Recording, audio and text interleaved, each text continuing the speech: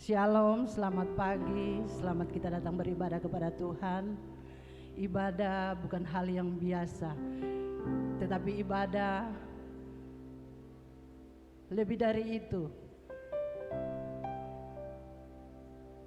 Kita datang beribadah kepada Tuhan, kita datang mau memuji Dia, mau menyembah Dia, karena Dia yang layak kita puji dan kita sembah. Haleluya. Mari kita siapkan kehidupan kita. Kita datang mau menyembah Tuhan, haleluya. Kita angkat pujian penyembahan. Bapakku datang, haleluya. Bapa kami datang mau menyembah Engkau. Haleluya, haleluya Yesus.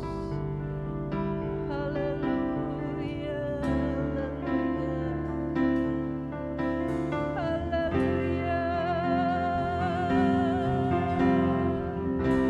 Glory, haleluya. Puji Tuhan.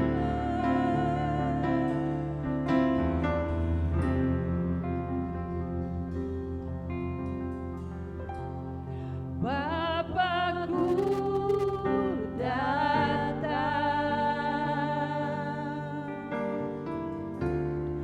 menyembahmu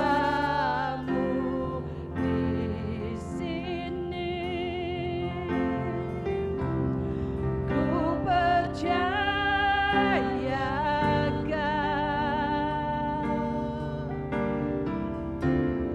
ada bagiku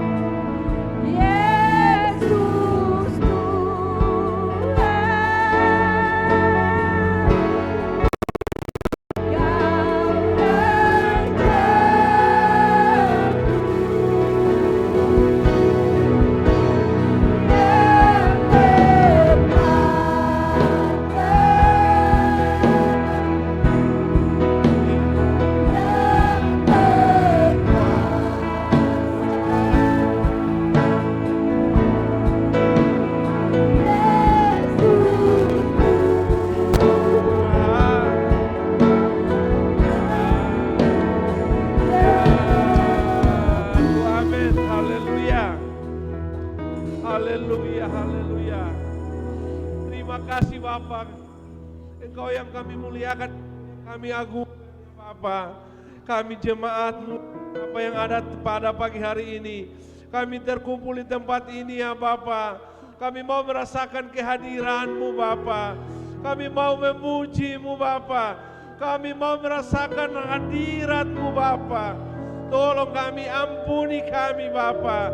Kuduskan kami Bapa. Biar kami layak ada dalam hadirat-Mu, memuji, menyembah-Mu di tempat ini Bapa. Dan kami mau serahkan seluruh hidup kami hanya ke dalam tangan-Mu Bapa. Karena kami percaya Bapa, di dalam Engkau ada kekuatan, ada kemenangan. Hamba-hamba-Mu Bapa, kami berdoa secara khusus yang terlibat dalam pelayanan pada pagi hari ini. Biar urapan yang daripada-Mu menjadi bagian mereka Bapa. Biar apa yang mereka lakukan itu semua untuk hormat dan kemuliaan nama-Mu saja. Amat terlebih sementara hamba-Mu yang Kau pakai untuk menyampaikan kebenaran firman-Mu, biar dia dalam pertolongan dan urapan kuasa-Mu saja. Terima kasih Bapa. Kami mau buka tabiskan ibadah raya pada pagi hari ini hanya di dalam nama Bapa, Putra dan Roh Kudus, yaitu Tuhan Yesus Kristus. Haleluya. Amin. Puji Tuhan. Yesus baik, sangat baik, teramat baik dalam hidup saya dan saudara. Amin. Mari di pagi ini kita memberi yang terbaik buat Tuhan. Haleluya. Kita mau menyenangkan Tuhan dengan puji-pujian kita. Haleluya. Ku diberi kuasa. Amin.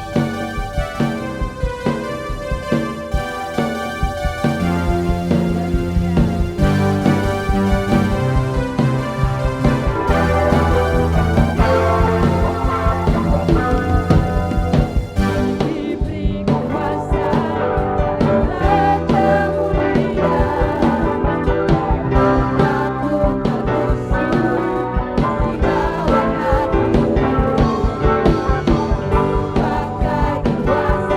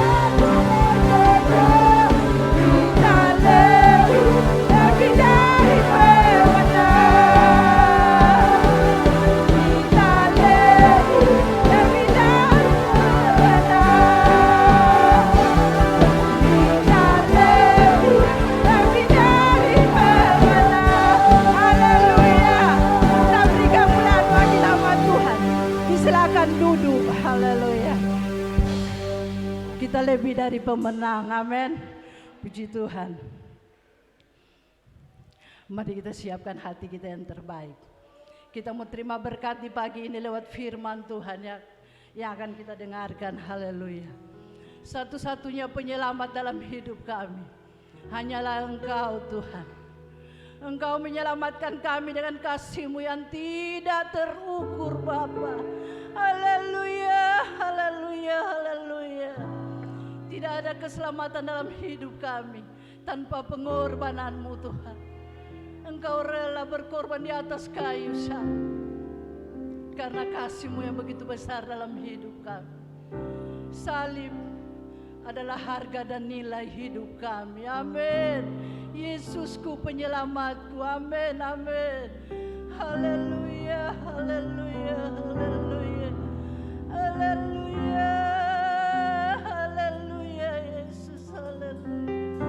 Haleluya. Glory namamu. Glory, haleluya.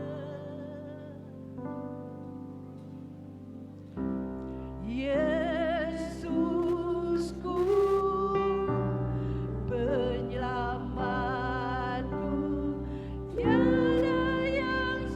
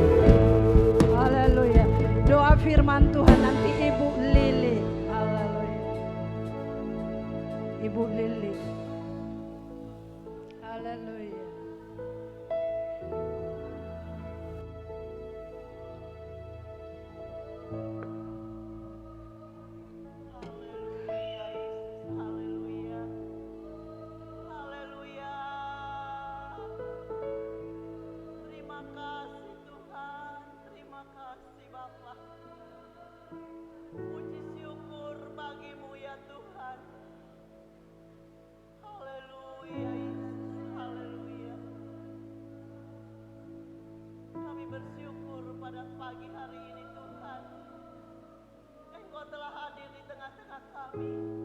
Roh-Mu mengurapi setiap hati kami ya Tuhan. Terima kasih Bapa, terima kasih. Tiada yang dapat kami perbuat selain kami menyenangkan hati-Mu dengan pujian penyembahan kami. Terima kasih Tuhan, Engkau baik, Engkau baik. Haleluya. Terima kasih. Biarlah Roh Kudus terus bekerja dalam setiap hati dan kehidupan kami. Roh Kudus terus bekerja menyelidiki setiap hati kami.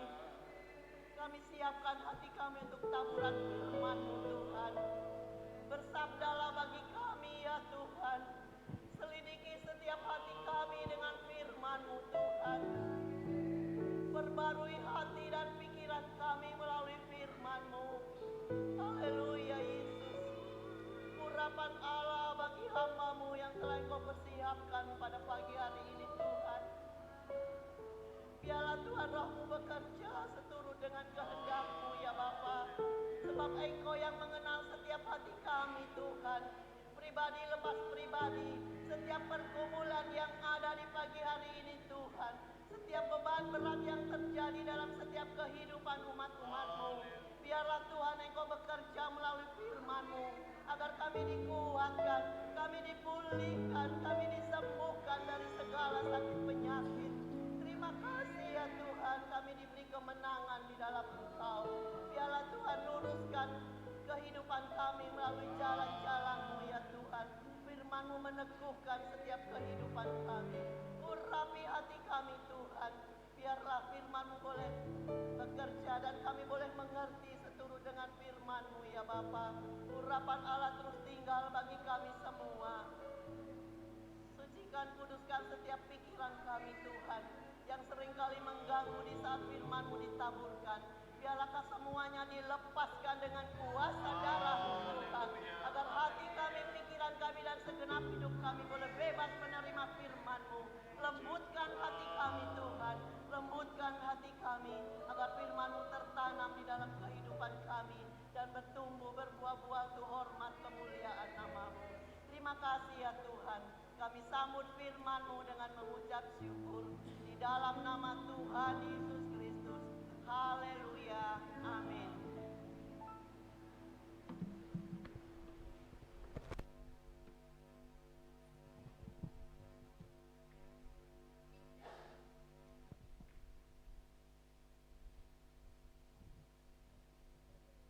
Iya, puji Tuhan, selamat pagi. Salam sejahtera dalam kasih Tuhan Yesus Kristus. Kita bersyukur kepada Tuhan, hari ini kita dapat beribadah kepada Tuhan. Nah saudara, hari-hari ini memang saudara, kita seringkali diliputi dengan berbagai informasi terkait dengan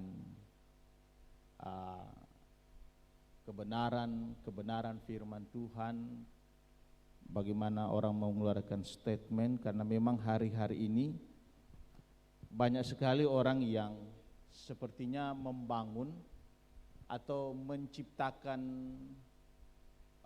polemik ya dalam Alkitab, sehingga tidak sedikit ada begitu banyak tudingan-tudingan terhadap Alkitab kita. Entahkah itu dari luar, dan sangat disayangkan itu ada dari dalam gereja ya, sehingga mereka membangun ya polemik dengan membenturkan ya satu ayat dalam Alkitab dengan ayat yang lain.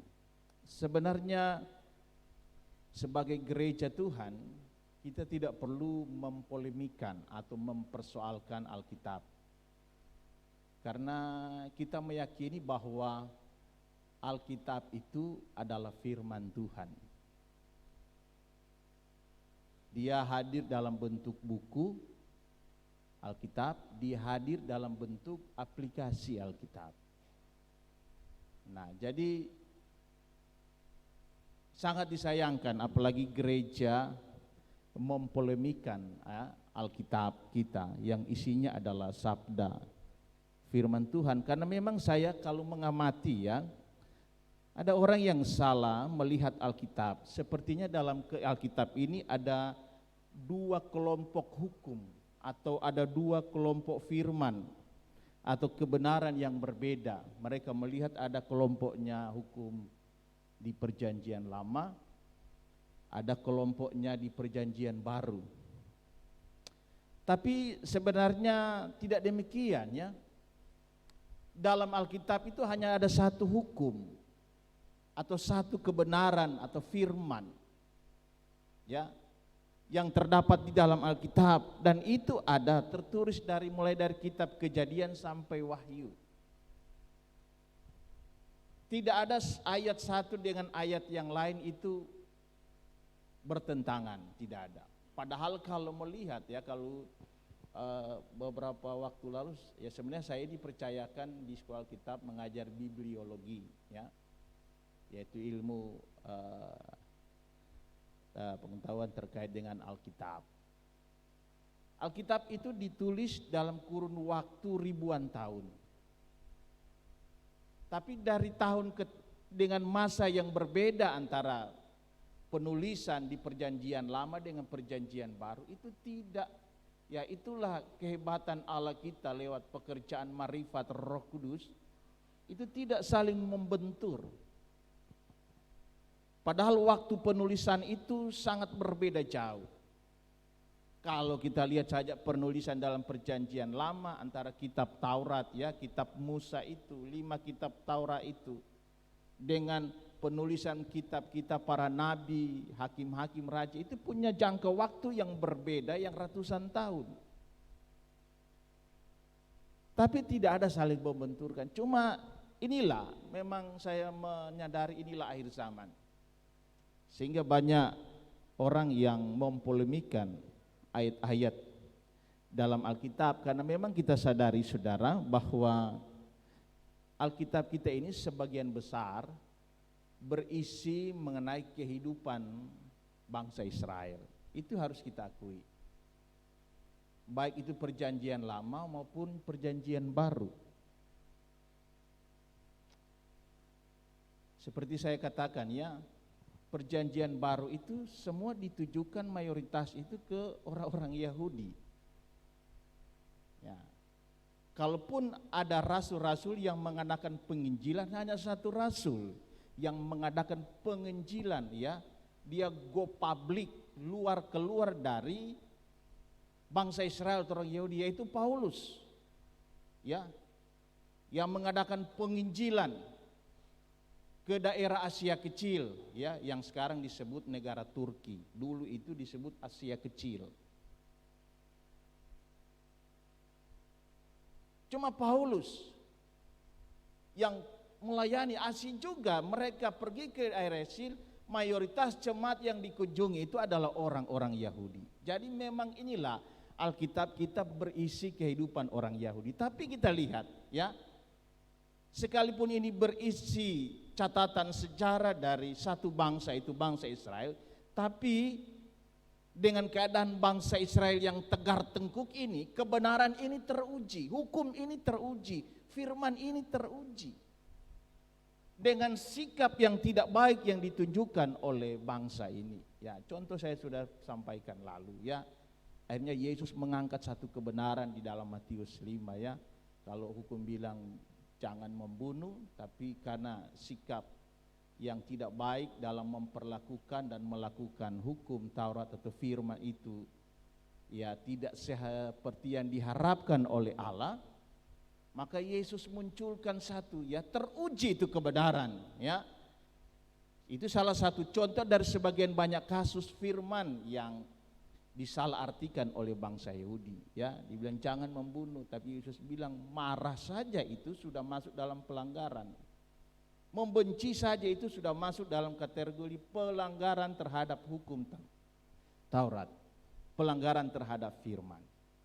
Nah, jadi inilah saudara ya, bahwa Alkitab kita teruji di segala zaman. Alkitab kita teruji di sepanjang zaman. Dan hamba-hamba Tuhan berjuang ya, menyampaikan ya pemberitaan ini dengan berbagai argumentasi. Kalau di umat sebelah bilang itu dengan berbagai dalil. Kalau kita umat Kristen itu bilang dengan berbagai apologetiknya, ya, berapologetik, memberikan satu pertanggungjawaban lewat argumentasi apologetik. Kalau sebelah bilang dengan dalil-dalil. Apa dalilnya? Ya. Kita lihat dulu ada ayat firman Tuhan. Nah, makanya saudara kalau membaca Alkitab itu, kita harus dulu temukan bagaimana keadaan orang atau situasi pada zaman itu, bagaimana spiritnya orang-orang pada waktu itu, baik spiritnya bangsa Israel, bagaimana perasaannya, bagaimana sifat karakter mereka pada saat itu, yaitu mulai dari bangsa Israel sebagai penerima firman, ya, penerima hukum baik dari perjanjian lama sampai kepada surat-surat para rasul. Kita harus dalami dan lihat, rasakan dulu bagaimana keadaan itu, maupun keadaan para pemberita, ya, atau penyampai hukum atau firman ini harus kita rasakan dulu. Nah, makanya kalau baca Alkitab itu, kalau saudara baca satu ayat kemudian tidak temukan bagaimana spirit dalam ayat itu, saudara perluas, kembangkan, baca satu paragraf. Kalau tidak temukan lagi, baca satu ayat, satu pasal. Kalau saudara tidak temukan lagi, baca itu satu kitab, seperti kitab Efesus. Baca itu dari pasal 1 sampai pasal terakhir. Dan itu harus diulang-ulang baca supaya ditemukan bagaimana kondisi firman Allah itu saat disampaikan. Bagaimana keadaannya, bagaimana Paulus misalkan menyampaikan firman itu. Ya, karena ingat apa yang ditulis oleh penulis-penulis Alkitab itu, ya, mengalami satu dorongan keadaan, mendapatkan sentimen dari luar, sehingga ada dorongan untuk menulis firman seperti itu. Ini harus sampaikan, harus ditulis. Jadi kalau baca Alkitab itu baca ulang-ulang, saudara. Kalau saudara cabut ayat perjamuan cuma lihat begitu, temukan dulu apa makna firman ini bagi saya dengan mencari tahu bagaimana firman Allah ini ditulis. Ya, bagaimana ini misalkan Yesus memperkatakan ini ayat ini, misalkan kalau dalam kitab Injil, ya. Nah, pagi hari ini kita lihat dulu beberapa ayat. Ayat pertama kita lihat dulu di Lukas 18, coba Lukas 18 ayat 9 mulai. Lukas 18 ayat 9 mulai. Di situ dengan judul perikop perumpamaan tentang orang Farisi dengan pemungut cukai. Ayat 10 saja mulai kita baca. Ada dua orang pergi ke bait Allah untuk berdoa. Yang seorang adalah Farisi dan yang lain pemungut cukai. Orang Farisi itu berdiri dan berdoa dalam hatinya begini: Ya Allah, aku mengucap syukur kepadamu karena aku tidak sama seperti semua orang lain. Bukan perampok, bukan orang lalim, bukan pesina, dan bukan juga seperti pemungut cukai ini. Aku berpuasa 2 kali sehari, 2 kali seminggu. Aku memberikan 1/10 dari segala penghasilanku. Tetapi pemungut cukai itu berdiri jauh-jauh. Bahkan ia tidak berani menengadah ke langit, melainkan ia memukul diri dan berkata, Ya Allah, kasihanilah aku, orang berdosa ini. Aku berkata kepadamu, orang ini pulang ke rumahnya sebagai orang yang dibenarkan Allah, dan orang lain itu tidak. Sebab barang siapa meninggikan diri, ia akan direndahkan, dan barang siapa merendahkan diri, ia akan ditinggikan. Kita lihat ayat berikutnya di dalam 1 Yohanes pasal yang kedua. 1 Yohanes pasal yang kedua mulai ayat 1 dengan judul perikop Kristus pengantara kita. Anak-anakku, hal-hal ini kutuliskan kepada kamu supaya kamu jangan berbuat dosa. Namun jika seorang berbuat dosa, kita mempunyai seorang pengantara pada Bapa, yaitu Yesus Kristus yang adil. Dan ia adalah pendamaian untuk segala dosa kita. Dan bukan untuk dosa kita saja, tetapi juga untuk dosa seluruh dunia. Dan inilah tandanya bahwa kita mengenal Allah, yaitu jikalau kita menuruti perintah-perintahnya. Barang siapa berkata, aku mengenal dia, tetapi ia tidak menuruti perintahnya, ia adalah seorang pendusta, dan di dalamnya tidak ada kebenaran. Tetapi barang siapa menuruti firman-Nya, di dalam orang itu sungguh sudah sempurna kasih Allah. Dengan itulah kita ketahui bahwa kita ada di dalam Dia. Barang siapa mengatakan bahwa ia ada di dalam Dia, ia wajib hidup sama seperti Kristus telah hidup. Nah, saudara, kalau melihat dua ayat ini sepertinya kontradiksi. Ya. Di mana di ayat dalam kita lihat dalam Lukas tadi ayat 18 pasal 18 ayat yang ke-14. Di sana Yesus berkata, aku berkata kepadamu, orang ini pulang ke rumahnya sebagai orang yang dibenarkan Allah dan orang lain itu tidak. Kalau di Lukas 18, Allah membenarkan bukan orang yang melakukan hukum, tetapi justru malah orang yang melanggar hukum. Ya. Tapi kalau di 1 Yohanes 2, bahwa Allah menghendaki supaya orang ya yang hidup di dalam Tuhan itu harus melakukan hukum. Jadi kalau mau dilihat sepintas lalu, sepertinya bertentangan kedua hal ini. Tapi kita lihat kalau di Lukas 18 ini, saudara perhatikan ya, Tuhan Yesus diperhadapkan dalam perumpamaan ini dengan dua orang, satu orang Farisi yang ahli dalam hukum Taurat, kemudian satu orang pemungut cukai yang terkenal dengan banyak dosa. Ini pemungut cukai ini orang yang batagi-tagi pajak. Berarti dosa yang besarnya itu ya dosa korupsi, saudara. Nah, kalau kita lihat perhatikan statement Tuhan Yesus terhadap dua orang ini, bahwa yang pertama Tuhan membenarkan ya pemungut cukai yang berdosa ini. Kemudian yang kedua, bahwa Tuhan Yesus tidak membenarkan orang Farisi yang melakukan hukum itu.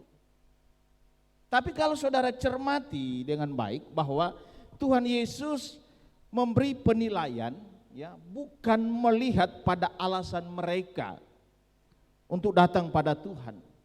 Tuhan tidak lihat baik alasannya orang Farisi, Tuhan saya ini orang benar, saya sudah lakukan firman, saya sudah berpuasa, ya, saya tidak pezina, saya memberi perpuluhan. Tuhan tidak lihat itu alasan. Tuhan tidak melihat alasan orang Farisi ini.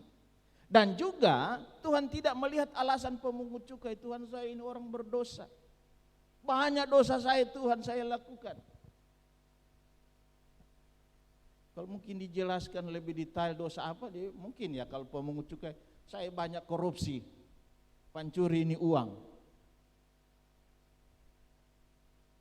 Tuhan tidak lihat itu alasan-alasan mereka datang tabat Tuhan. Tapi di sini kalau saudara cermati, bahwa apa yang dilihat Tuhan yaitu sikap hati mereka. Ternyata kedua orang ini mempunyai dua sikap hati yang berbeda. Ini bukan soal melakukan atau tidak hukum itu. ditemukan sekalipun orang Farisi melakukan hukum itu dengan baik, tetapi dengan sikap hati yang tidak lahir dari sebuah ketulusan untuk melakukan firman itu. Ini yang menjadi problem bagi orang Farisi. Tetapi kenapa orang pemungut cukai ini dibenarkan? Dia adalah orang berdosa. Dia mengakui keberdosaannya dan itu lahir dari sikap hati yang tulus. Sikap hati yang tulus. Bahwa diakui saya orang berdosa Tuhan. Harusnya kalau mau dipikir Tuhan membenarkan orang Farisi ini, dia sudah lakukan firman. Tapi ternyata tidak, saudara. Ya. Ternyata orang Farisi ini terjebak dalam roh kesombongan. Mentang-mentang dia sudah lakukan firman, jadi hati-hati saudara. Ya. Kalau saudara sudah merasa diri setia melayani Tuhan, jangan sombong. Tuhan tidak hitung semua itu yang orang buat. Biar so berapi-api di atas sini, biar so bermain musik, biar so berkorban banyak. Kalau kita menjadi sombong dengan perbuatan itu, menjadi tinggi hati, tidak ada yang dihitung biar satu. Semua dimentahkan Tuhan. Nah itu ya, itu pesan dari ayat ini. Hati-hati saudara. Justru Tuhan lebih benarkan orang berdosa. Kalau dia datang membuka hati sadar, ya diakui keberdosaannya. Nah kita lihat ayat berikutnya tadi yang kita baca di 1 Yohanes. Ya, 1 Yohanes pasal 2 tadi di ayat pertama, perhatikan saudara, ya. Ini Rasul Yohanes menulis kepada jemaat orang-orang Yahudi. Ya, jemaat mula-mula yang memang 100% itu adalah orang Yahudi. Sehingga firman ini datang, Rasul Yohanes ingin meyakinkan tentang ketuhanan Yesus. Bahwa Yesus itu adalah Tuhan, adalah penyelamat yang harus dipercayai, yang harus disembah. Sehingga Yohanes meyakinkan di ayat 1 ini, anak-anakku hal ini kutuliskan kepada kamu, supaya kamu jangan berbuat dosa. Namun jika seorang berbuat dosa, kita mempunyai seorang pengantara pada Bapa, yaitu Yesus Kristus yang adil. Nah mungkin Rasul Yohanes berhadapan dengan orang-orang Yahudi yang dalam kategori bukan orang Farisi dan bukan ahli Taurat, bahkan bukan orang Saduki. Nah, ketiga kelompok golongan di orang Yahudi ini adalah kelompok golongan yang melakukan dan memelihara tradisi Taurat. Sedangkan yang lain itu tidak. Ya mungkin karena profesi ahli Taurat harus memelihara tradisi Taurat. Sehingga datang mau meyakinkan bahwa orang-orang yang berdosa itu jangan takut. Kita punya pengantara yaitu Yesus Kristus. Yang akan menyelamatkan kita. Perhatikan ayat 2. Dan ia atau Yesus itu adalah pendamaian untuk segala dosa kita. Dan bukan dosa kita saja tetapi juga untuk dosa seluruh dunia. Dan inilah tandanya bahwa kita mengenal Allah. Allah yang mana? Yaitu Allah yang disembah oleh orang Yahudi. Allah Abraham, Ishak dan Yakub.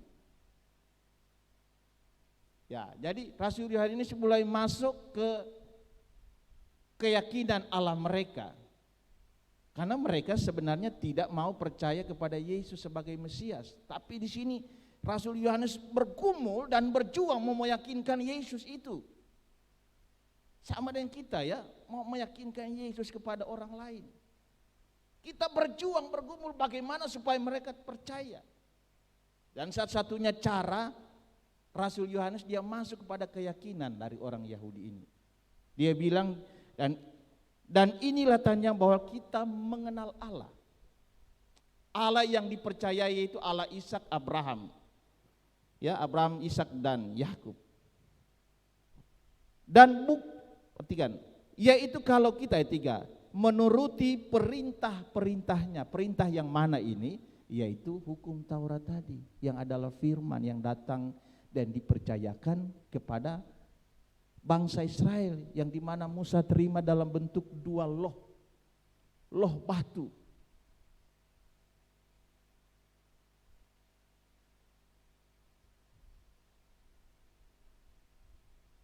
Kalau kita menuruti perintah-perintahnya, turuti perintah-perintahnya. Kalau mau pikir, Yesus bilang tadi orang Farisi tadi datang pada Yesus, dia so bilang dia semua ini so bikin ini perintah Taurat, tapi kenapa tidak dibenarkan? Apa yang salah? Ya. Kalau ini Yohanes bilang mengenal Allah itu jikalau kita menuruti perintah-perintahnya. Jadi apa sebenarnya maksud Yohanes?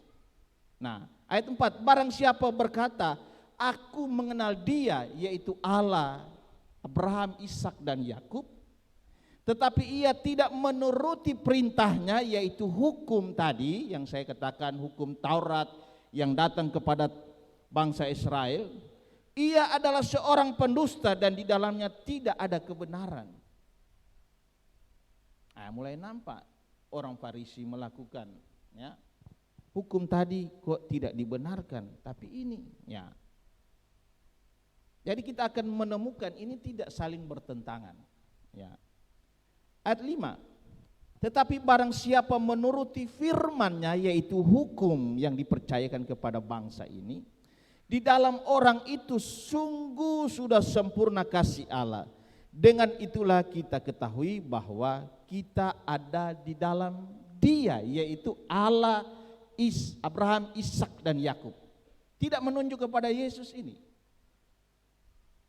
Nah, di perikop ini Rasul Yohanes kunci dengan ayat 6. Barang siapa mengatakan bahwa ia ada di dalam Dia, yaitu Allah yang disembah oleh bangsa Israel, Allah Abraham, Ishak dan Yakub, ia wajib hidup sama seperti Kristus telah hidup. Nah, ini menjadi satu syarat. Kalau kita berkata kita punya Allah, ya, kalau orang Yahudi mau berkata saya punya Allah yang hebat, Allah yang luar biasa yang mengadakan mujizat kepada nenek moyang kami, di mana Allah itu Allah yang disembah oleh Abraham, oleh Ishak dan Yakub. Tapi Yohanes bilang, iya betul. Tapi kalau mau mengaku, ya, Yohanes bilang hidup di dalam Allah itu, maka kehidupannya harus sama seperti Kristus. Nah, tentu ini, saudara, menjadi pertanyaan, ya.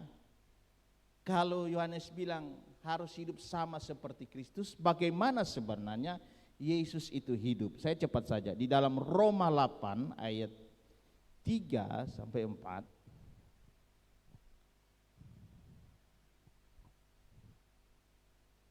Roma 8, ya. Oh, maaf, salah saya.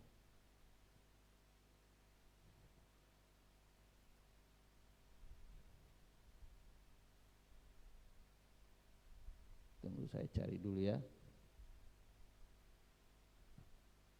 Ayo, betul. Ayat 3 mulai. Sebab apa yang tidak mungkin dilakukan hukum Taurat karena tak berdaya oleh daging, ini disampaikan kepada orang Israel juga, telah dilakukan oleh Allah dengan jalan mengutus anaknya sendiri dalam daging yang serupa dengan daging, yang dikuasai dosa karena dosa. Ia telah menjatuhkan hukuman atas dosa di dalam daging, supaya tuntutan hukum Taurat digenapi di dalam kita yang tidak hidup menurut daging, tetapi menurut roh.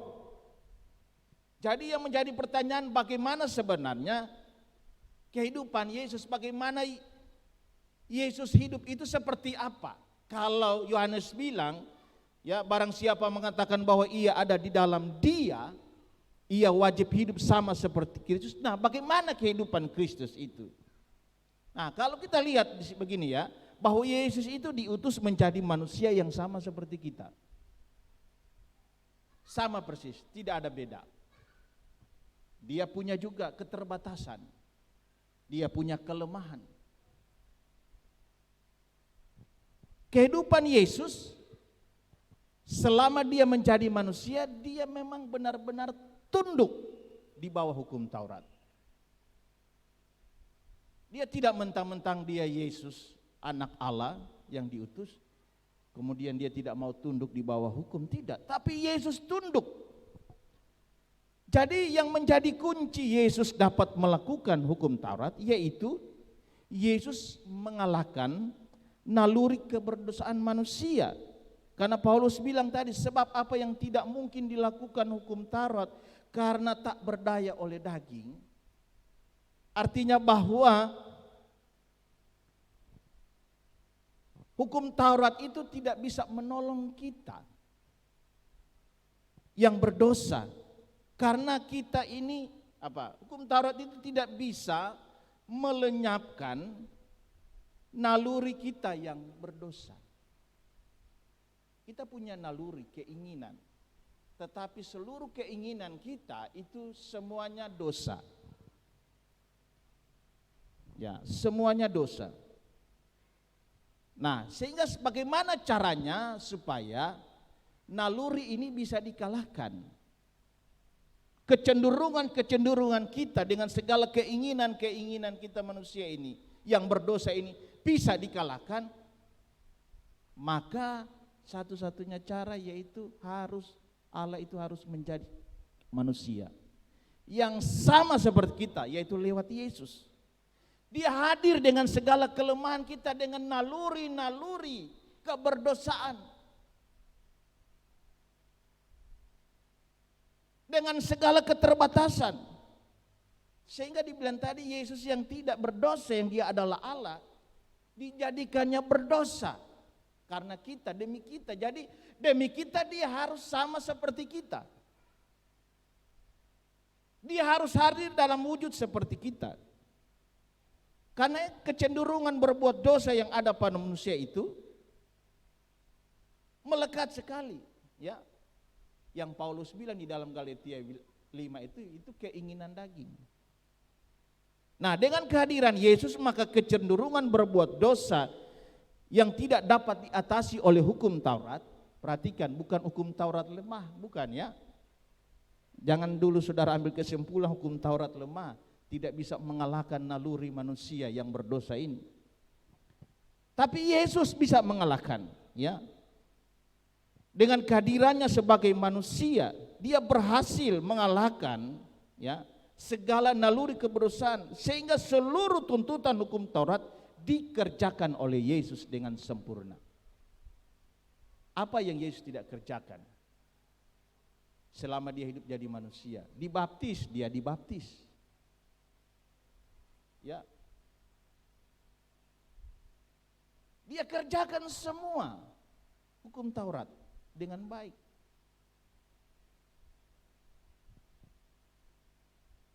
Apa yang tidak dikerjakannya?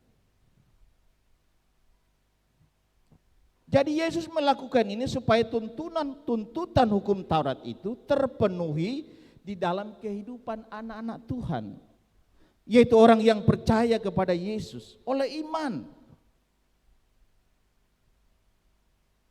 Yang artinya dengan kita percaya kepada Yesus, maka kita menjadi satu tubuh dengan Yesus. Nah, ini pertanyaan, lewat apa menjadi satu tubuh dengan Yesus? Yaitu lewat kehadiran Roh Kudus. Sehingga Yesus hanya beberapa saat saja, saat dia dibangkitkan, hanya beberapa saat, ya, tidak hitungan saudara tahun, saudara. Dia harus pergi, ya, naik ke sorga supaya Roh Kudus segera turun. Demi apa? Supaya kehidupan orang yang percaya itu bisa menyatu dengan Yesus. Sehingga tuntutan hukum Taurat yang datang kepada kita ya, yang datang kepada manusia yang tidak bisa dilakukan karena tak berdaya oleh daging, telah dilakukan oleh Yesus, sehingga saat kita bersatu dengan Yesus lewat kehadiran Roh Kudus, maka segala tuntutan hukum Taurat itu kita terima di dalam Yesus yang telah melakukannya. Lewat kehadiran Roh Kudus dalam hidup kita, maka kita harus taat pada pimpinan Roh. Bukan berarti setelah Yesus sudah bikin itu Taurat kemudian kita tidak lagi bikin, tidak. Ini satu cara bagaimana kita melawan keterbatasan kita, bahwa kita tidak bisa lakukan Taurat itu dengan keinginan daging, akan tidak bisa, karena hukum yang memberikan kehidupan yang baik kepada kita itu tidak bisa direspon dengan keinginan daging. Bagaimana cara? Maka Yesus mesti hadir dulu dalam kehidupan kita lewat Roh Kudus. Nah, saat Roh Kudus masuk, tinggal berdiam, bahkan memenuhi kehidupan kita, di sana kita bisa lakukan hukum itu. Kenapa? Karena ada dorongan Roh Kudus dalam hidup kita, sehingga tidak ada kata tidak bisa lakukan firman. Ya, tidak ada kata tidak bisa lakukan itu hukum. Kenapa? Karena Roh Kudus yang hadir dalam kehidupan kita itu tidak lagi mengikuti naluri manusia yang berdosa, tidak.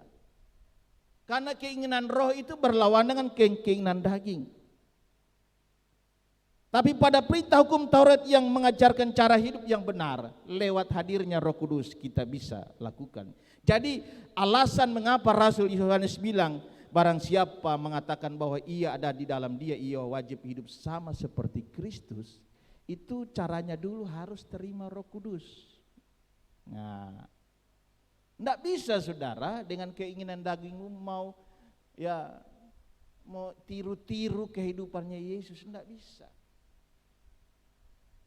Ingat ya, banyak hari-hari firman Yesus sudah bilang di akhir zaman banyak mesias palsu mau tiru-tiru kehidupan Yesus, tapi susah, tidak akan bisa, karena kehidupannya Yesus adalah kehidupan yang tunduk pada hukum Taurat, susah sekali. Sehingga biar engkau berkata aku sudah mengadakan mujizat demi namamu, sudah mengurusi setan nama Yesus bilang aku tidak mengenal kamu, kamu pembuat kejahatan. Kenapa? Ini problemnya ini. Tidak menyatu dengan Yesus, tidak adanya Roh Kudus di dalam kehidupannya. Nah, ini kegagalan orang Yahudi melihat dan mempraktikkan hukum Taurat itu.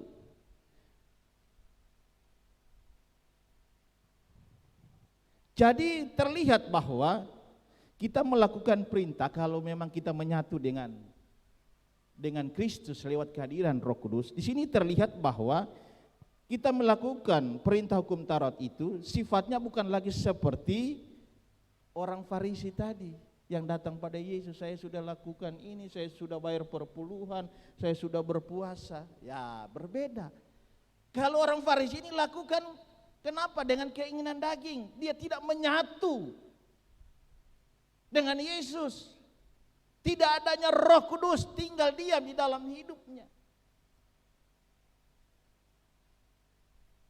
Tapi Israel, orang Yahudi tidak usah gelisah. Kan akan datang waktunya ya, dua saksi Allah nanti datang dan mengaruniakan Roh Kudus kepada mereka. Itu nanti, seperti yang saya sudah khotbah lalu, ya di akhir zaman nanti, ya bangsa Israel itu akan diselamatkan. Kalau cuma ya kelas pendeta Denli Rondono Injili orang Israel, saya kan Tuhan Yesus saya dong salib, mau cuma Pastor Denli. Saya kan Yesus saja nyalip. Nanti ada Tuhan Yesus utus dua saksi Allah khusus untuk bangsa ini, dan mereka akan terima itu Roh Kudus. Ya. Jadi kita cepat saja. Jadi bahwa orang Farisi melakukan perintah Tuhan yang digambarkan tadi dalam perumpamannya Yesus, itu berbeda caranya melakukan ya perintah ya, berbeda.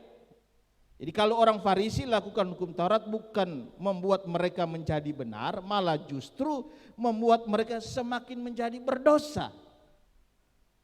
Ya.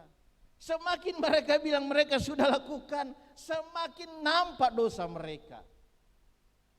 Tapi justru sebaliknya, orang yang berdosa, semakin mereka menyadari keberdosaan mereka, maka mereka akan melihat kebenaran itu. Sehingga Yesus waktu dia hidup terus dicela oleh orang-orang Farisi dan ahli Taurat. Kenapa bergaul dengan orang-orang berdosa? Kalau memang engkau utusan Allah. Padahal ini yang tidak dipahami oleh orang-orang Farisi. Jadi mengapa mereka kalau semakin mereka melakukan Taurat, semakin mereka berdosa? Ya. Karena itulah hukum Taurat tidak dapat melenyapkan naluri dosa. Artinya bahwa hukum Taurat itu tidak ada di dalam hati mereka. Nah, tidak tertulis di loh hati mereka. Salomo bilang ya, perintah Tuhan itu harus ada tertulis di loh hati. Jadi orang Farisi ini hanya melakukan Taurat itu hanya rutinitas. Seperti begini ya, tiap minggu datang ibadah, itu rutin. Kalau tidak beribadah takut dilihat orang, pemalas sebagai gereja, itu rutinitas. Ya, datang ibadah setor muka, nanti gembala bilang so pemalas ibadah. Itu rutinitas. Artinya kalau rutinitas hukum itu tidak tertulis di loh hati. Sehingga yang terjadi bahwa hukum Taurat bukan membawa mereka lebih benar, tapi lebih dosa ya. Jadi inilah contoh orang yang hidupnya hanya menuruti naluri manusia, menuruti keinginan daging, menuruti hawa nafsu. Maka sekalipun mereka melakukan firman atau hukum Taurat tadi, hasilnya bukan mereka menjadi lebih benar, malah tambah berdosa. Dengan firman itu, jadi hati-hati. Ya, makanya kita harus membawa diri supaya Roh Kudus itu ada memenuhi kita. Saudara berserah pada Roh Kudus, saudara kalau mau jalani hidup ini. Bagaimana biar Roh Kudus bisa memenuhi? Seberapa banyak ya engkau ada di dalam hadirat Tuhan. Roh Kudus itu bekerja di dalam hadirat Tuhan. Dia bekerja dalam hidup kita saat kita ada di dalam hadirat Tuhan. Jemaat mula-mula ya, mereka membiasakan diri untuk hidup bersekutu dalam hadirat Tuhan. Mereka berdoa sehingga karya Roh Kudus nampak sekali. Makanya saudara, kami mendorong saudara banyak beribadah, bukan mau kerjakan rutinitas, supaya engkau hidup di dalam hadirat Tuhan. Supaya Roh Kudus itu bisa berkaya, dia tidak berduka. Supaya dia yang ditinggal dalam hati kita itu berkarya, dia bermanifestasi. Ya. Kami mendorong jemaat-jemaat Tuhan setia beribadah, bukan kerjakan rutinitas. Tapi saudara supaya lebih banyak hidup di dalam hadirat Tuhan. Makanya jangan sia-sia kesempatan. Baru corona saja 2 tahun lalu sudah bisa melenyapkan seluruh kegiatan ibadah. Saudara tidak rasakan hadirat Tuhan. Syukur kalau saudara di rumah memberi waktu untuk ada dalam hadirat Tuhan, berdoa. Tapi kalau di rumah cuma lebih banyak sibuk kerja, apalagi cuma sibuk main game, Facebook, apalah. Tidak mau dapat itu hadirat Tuhan. Makanya kita buka fasilitas, ya, mengakomodir jemaat Tuhan untuk mencari hadirat Tuhan. Ini ibadah ini. Ya, makanya kalau jemaat Bethesda Bunta itu full, ya, full sepanjang minggu ini dengan kegiatan. Nah, kira-kira apa salah satu contoh yang dilakukan oleh Yesus, yaitu baptisan air. Nah, baptisan air ini bukan satu tindakan orang Kristen, bukan. Baptisan air ini adalah satu tradisi dari orang Israel. Ya. Kalau orang Israel ya menjemputnya dengan tefillah dalam bahasa Ibrani, dalam bahasa Yunani baptiso, di Indonesia kan baptisan. Orang Israel mengerjakan tefillah atau baptisan ini. Ini tradisi ritual dari orang-orang Yahudi, karena kalau dilihat dari tulisan-tulisan yang ada di kitabnya orang Yahudi punya kitab itu namanya Talmud. Bukan Alkitab rupa kita ini orang Kristen, tapi agama Yudaisme atau orang Yahudi itu dorang pekitab, dorang sebut dengan Talmud. Ada kalau saudara pergi Israel, boleh beli itu, ya, kitab Alkitabnya orang Israel Talmud. Tapi saudara lihat jo dia tulisan baku cako, saudara tidak mendapat baca ya. Talmud itu tertulis dengan rinci bahwa mereka memelihara tradisi baptisan atau tefillah. Nah, itu tefillah itu bagaimana orang harus disucikan, ya, dimurnikan lewat air. Kalau dulu pakai sungai, kemudian ada kolam. Ya, tradisi itu, ritual itu dikerjakan itu hal yang lumrah ya.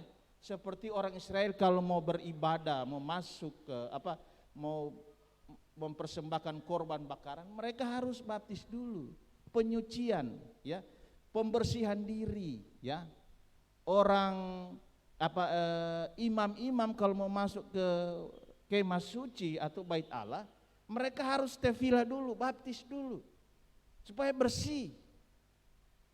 Sehingga kalau umat sebelah, umat muslim menerapkan dengan apa itu? Air apa? Wudu. Ya, kira-kira seperti itu. Cuci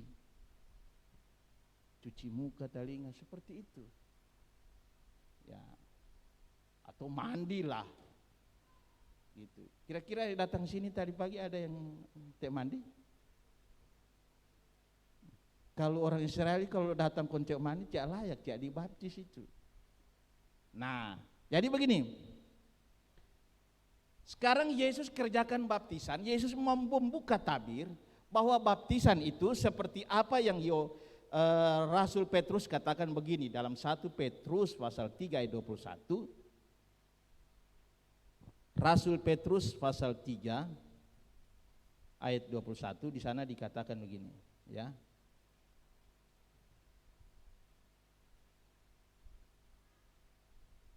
Juga kamu sekarang diselamatkan oleh kiasannya, yaitu baptisan. Artinya begini, kalau saudara baca ayat sebelumnya mengenai air bahnu itu, jadi untuk orang Israel pada zaman Petrus, air bahnu itu kiasan gambaran dari baptisan air. Ya. Jadi kamu sekarang diselamatkan oleh kiasannya, yaitu baptisan. Maksudnya bukan untuk membersihkan kenajisan jasmani. Ya. Kalau orang Yahudi melihat baptisan itu membersihkan dari kenajisan. Jadi kalau ada kotor dalam bekerja tidak bersih mau masuk ya rumah ibadah bait Allah, itu harus mandi dulu. Harus malah dia menelamkan diri dalam air, bukan cuma pakai palo-palo begini atau pakai shower, enggak. Harus masuk dalam air supaya bersih. Ya. Tapi di sini diungkapkan hal yang sebenarnya dari baptisan air itu. Maksudnya bukan untuk membersihkan kenajisan jasmani, melainkan untuk memohon hati nurani yang baik. Itu inti dari baptisan air. Ya, supaya saudara tahu toh. Jadi makanya saya itu kalau ditanya, baru beberapa waktu lalu ada orang telepon, Pak Pendeta ini kalau boleh si A itu dibaptis saja. Oh, saya bilang saya itu tidak pernah memaksakan orang dibaptis, selain tidak dengar dari pengakuan mulutnya. Karena baptisan itu adalah dorongan pertobatan, yaitu dengan cara memohon hati nurani yang baik. Jadi itu bukan sebuah syarat administrasi. Ya, kalau 17 tahun baptis di mana? Semua tua belum dibaptis. Jadi anak-anak kalau yang memberi diri baptis itu dorongan. Jangan sampai baptisan itu, tapi saya sudah dibatasi oleh waktu. Nanti ya ada penjelasan yang lebih rinci lah. Jadi pada intinya bahwa baptisan itu adalah kesadaran diri. Mau memohon kepada Tuhan supaya Tuhan beri saya hati nurani yang baru. Hati saya itu di-upgrade ya, dengan kehadiran Roh Kudus ya. Meminta Roh Kudus itu baptisan air. Sehingga kenapa Yesus saat waktu dia dibaptis, dia keluar dari air, tiba-tiba burung merpati hinggap di atasnya.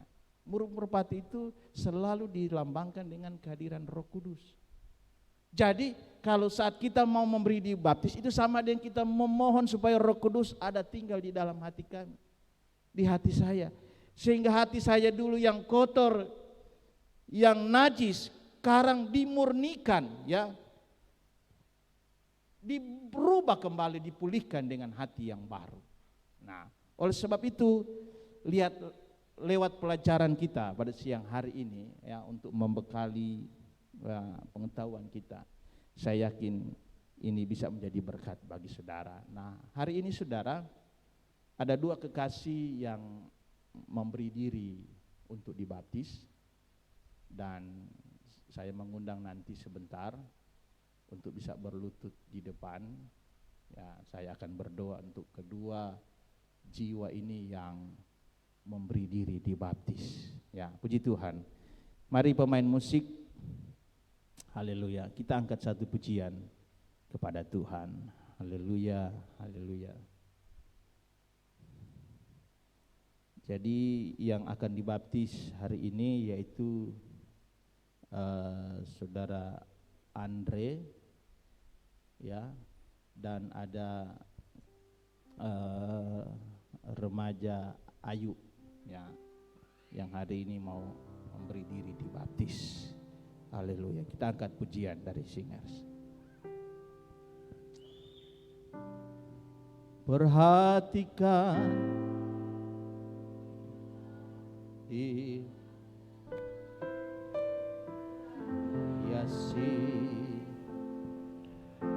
tanpa bekerja. Saya mengundang kedua kekasih ini bisa datang depan berlutut dan kita akan berdoa bersama.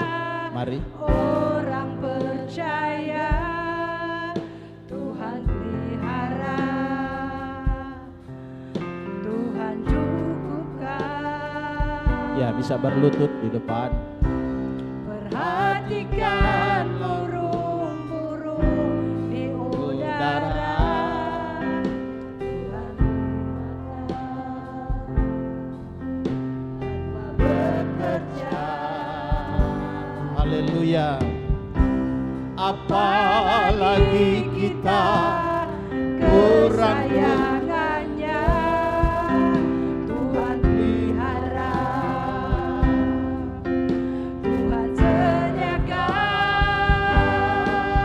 saat kau perlu. Kita bangkit berdiri semua. Haleluya. Saat kau minta Tuhan dengar, saat Percaya Tuhan bekerja. Amin. Saat menangis Tuhan tahu, Saat berdoa Tuhan dengar, saat bersyukur Tuhan saat perlu. saat kau perlu Tuhan hadir bagi kedua saat kekasih. kau minta Tuhan, Mereka memerlukan supaya hati mereka dipulihkan, dibaharui, supaya Roh Kudus hadir dalam hidup mereka. Percayalah, Tuhan Yesus hadir. Tuhan Yesus ada siap mengaruniakan Roh Kudus, memenuhkan dengan Roh Kudus. Buka diri untuk Tuhan, buka diri untuk Roh Kudus. Sekali lagi, haleluya.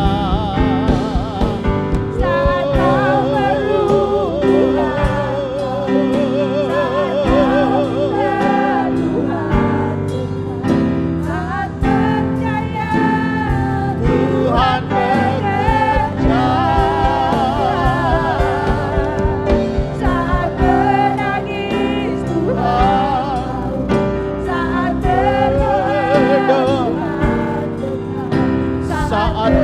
bersyukur. Tuhan Yesus, lihat hari ini tersungkur di depan-Mu Tuhan. Kedua kekasih saudara Andre dan remaja Ayu Tuhan. Hari ini oleh kesadaran diri mereka akan Engkau, oleh cinta mereka akan Engkau, mereka mau memberi diri dibaptis sebagai tanda pertobatan, dan mereka mau membuka hati mereka untuk Engkau lewat Roh Kudus. Dan oleh sebab itu Tuhan, hamba-Mu berdoa bagi kedua kekasih ini, terlebih bagi saudara Andre yang pertama. Tuhan mari jamah hatinya, Tuhan mari lawat hatinya, Tuhan mari bentuk hatinya. Dia memberi diri untuk dibaptis, kami percaya dia lakukan karena kerinduan dan kecintaannya kepadamu. Tuhan jamah hatinya, kami percaya dia mengalami pemulihan yang dahsyat. Dia akan mengalami jamahan Tuhan yang dahsyat dan luar biasa. Karena Tuhan ada memenuhi dia dengan Roh Kudus. Dia menjadi hidup yang baru di dalam Tuhan. Terima kasih Tuhan Yesus, hamba-Mu berdoa bagi remaja Ayu Tuhan. Kasih ini juga mau beri diri dibaptis. Dia lakukan ini karena kecintaannya kepadamu. Dia rindu akan Tuhan, Engkau hadir di dalam hidupnya. Oleh sebab itu jamah hatinya, pulihkan hatinya, baharui hatinya di dalam nama Yesus. Kami percaya dia mengalami pertolongan Tuhan. Dia akan dipulihkan, dia menjadi manusia yang baru di dalam Tuhan, dan dia hidup berkemenangan pada Tuhan. Terima kasih Tuhan. Kami percaya dengan kedua kekasih ini yang memberi diri dibaptis, ada Tuhan kegirangan di sorga. Malaikat sorga bergiran karena kedua kekasih ini boleh datang kepada Tuhan, bertobat dan memberi diri dibaptis. Tuhan berkenan atas kedua kekasih. Jemaat-jemaat Tuhan yang hadir pagi hari ini, Tuhan berkati, lawat mereka. Biarlah firman Allah menguduskan dan memberkati mereka. Terima kasih. Setelah kami mendengarkan firman Tuhan, kami mau beri korban persembahan. Berkati, balas berkat setiap persembahan mereka. Di dalam nama Tuhan Yesus kami berdoa. Haleluya. Amin. Ya, selamat ya. Puji Tuhan.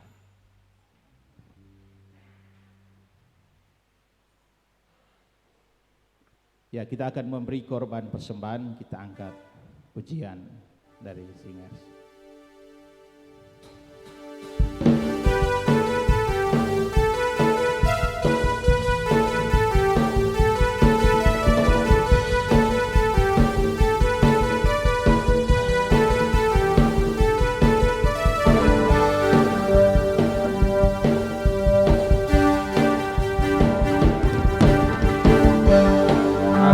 Setiamu nyata bagiku,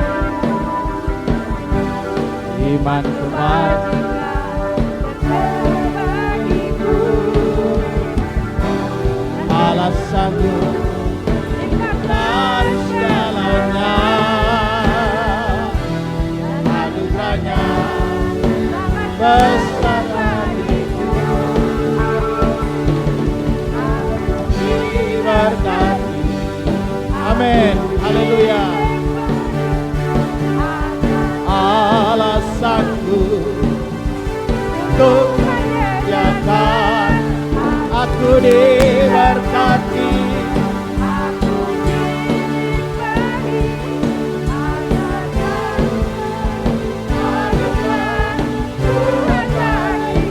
aku diberkati, aku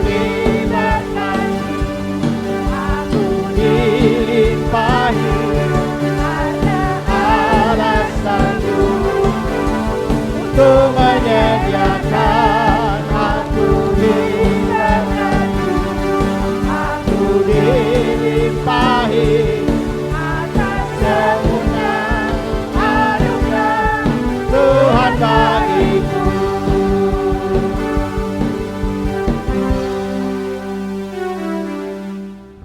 Ya, puji Tuhan. Terima kasih untuk pengorbanan saudara. Tuhan Yesus berkati. Kita akhiri ibadah di hari ini. Kiranya Engkau memberkati aku beriman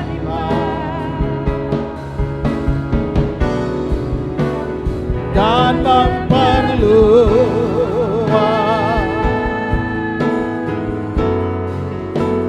gairahku,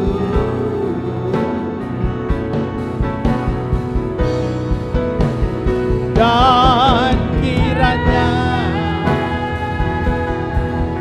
tanganmu menyertai aku dan melindungi aku